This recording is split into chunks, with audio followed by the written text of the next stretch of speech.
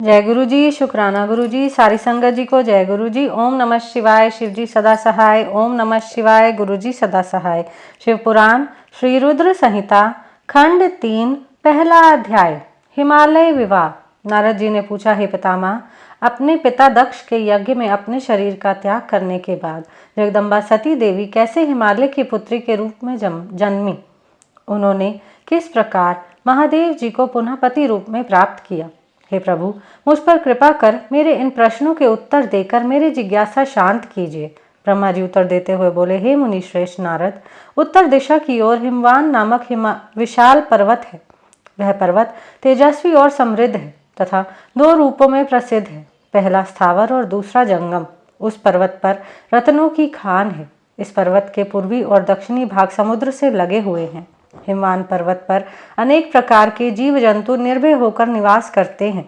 Him के विशाल भंडार पर्वत की शोभा बढ़ाते हैं। अनेक देवता, ऋषि मुनि और सिद्ध पुरुष उस पर्वत पर निवास करते हैं। हिमवान पर्वत पवित्र और पावन है।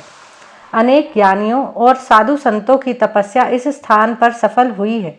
भगवान शिव को यह पर्वत अत्यंत प्रिय है, क्योंकि इस पर प्रकृति का हर रंग देखने को मिलता है।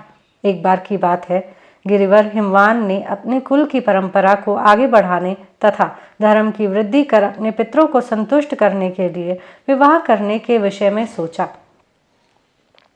जब हिमवान ने विवाह करने का पूरा मन बना लिया, तब वे देवताओं के पास गए और उन देवताओं से बड़े संकोच के साथ अपने विवाह करने की इच्छा जताई। तब देवता प्रसन्न होकर अपने पितरों के पास गए और प्रणाम कर एक और खड़े हो गए।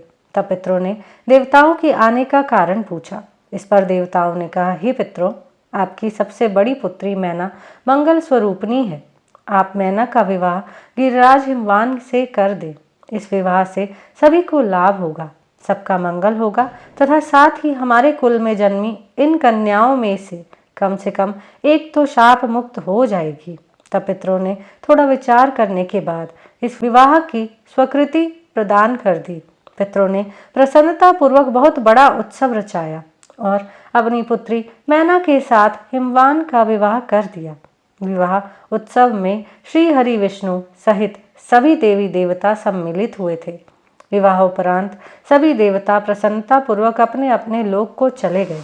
हिमवान भी मैना के साथ अपने लोक को प्रस्थान कर गए। यहीं पर शिवपुराण श्री रुद्र संहिता खंड 3 पहला अध्याय समाप्त होता है। जय गुरु जी।